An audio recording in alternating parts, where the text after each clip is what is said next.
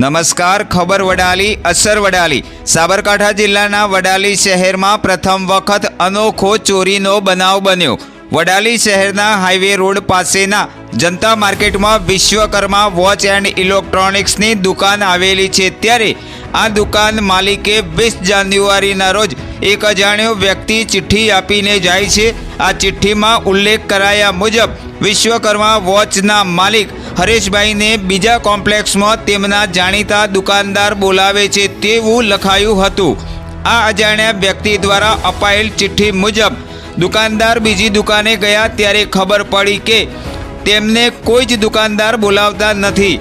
ત્યારબાદ 20 તારીખથી 24 તારીખ સુધી રાબેતા મુજબ વિશ્વકર્મા વોચ એન્ડ ઇલેક્ટ્રિકની દુકાન ચાલુ હતી। ત્યારે 24 તારીખે 4 વાગ્યાના સુમારે વિશ્વકર્મા વોચ એન્ડ ઇલેક્ટ્રિકના માલિક દુકાન ખુલ્લી રાખી વોશરૂમ ગયા હતા। તેવા સમયે કોઈક અજાણ્યા ઈસમો તેઓ આવ્યા અને કિંમતી ઘડિયાળો, રિપેરિંગનો સામાન અને કેશ લઈ ફરાર થઈ ગયા હતા।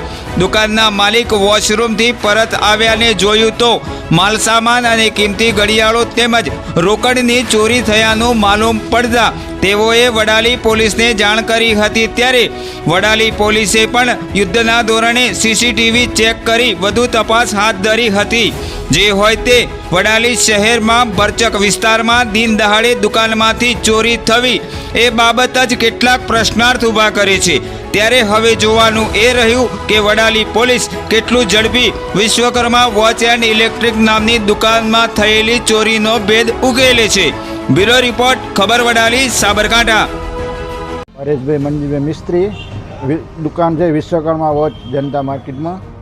ને હું કાલે પેશાબ કરવા ગયો 4 વાગે ને 5 મિનિટ થઈને પાછો આવ્યો તો 2 ખાના ખોલ્યા અને પૈસા, દાગીના અને પૈસા અને ઘડિયાળનો સામાનનો ડબ્બો હતો, આ આખો ડબ્બો લઈ ગયા ને 4 દાડા પહેલાં ચિઠ્ઠી આલી ગયા હતા કે તમને આ વ્યક્તિ તમને પ્રવીણ નોરડિયમને બોલાવે છે એમ। પછી હું કલાક પછી ગયો તો એને ના પાડી કે ભાઈ તમે મેં કોઈ બોલાવ્યા નથી એમ, ને તમે જલ્દી પાછા દુકાને જાઓ।